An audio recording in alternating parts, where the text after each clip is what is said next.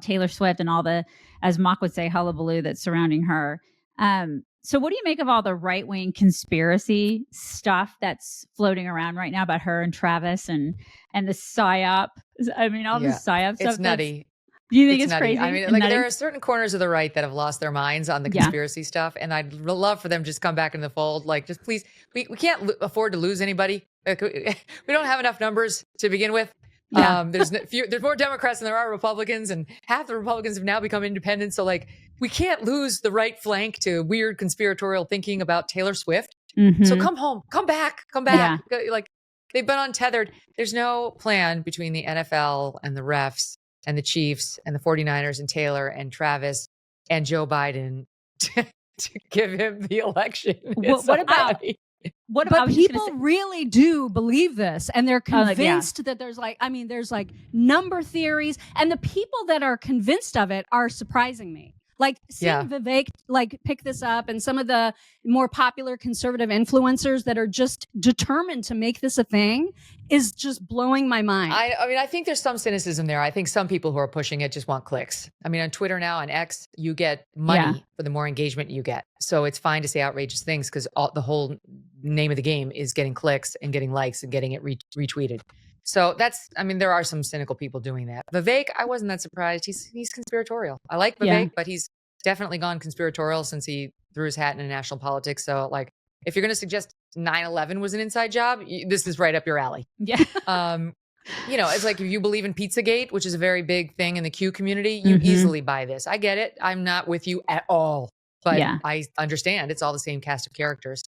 I will say, look, like any of these great conspiracy theories, there are some nuggets that make sense.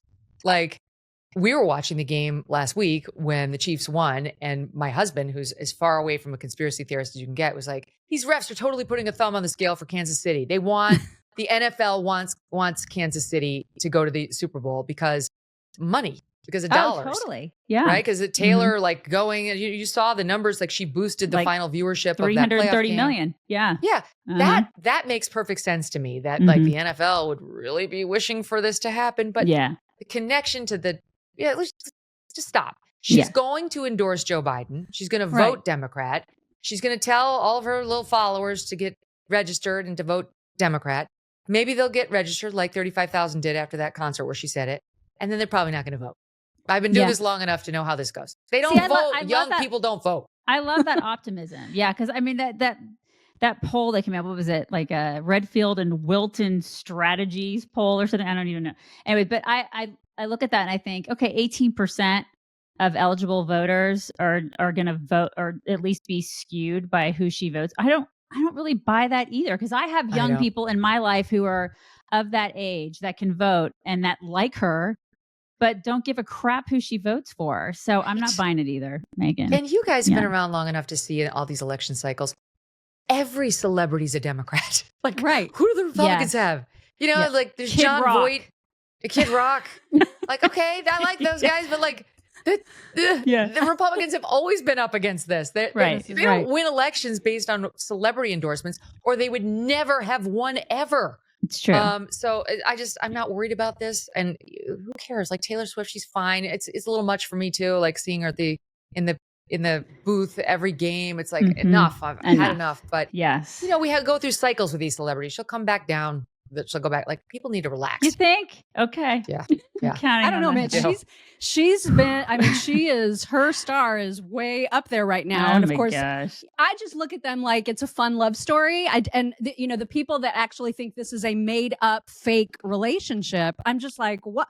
Isn't it just possible that the simplest explanation is the truth, that they just genuinely are in love and it's a new happy couple, and maybe she'll write a breakup song about him at some point, but right now everything seems okay.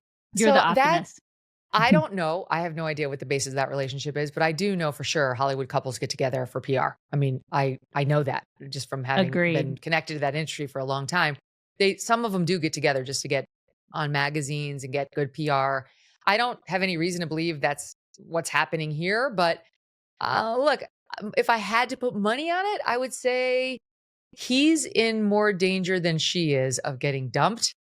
and she's going to write a song about it, and it's probably not going to wind up happily ever after for those two. Really? It's not a good track record. I totally agree with that. Yeah, she's such an eternal optimist. So hopeful. I'm so hopeful for them.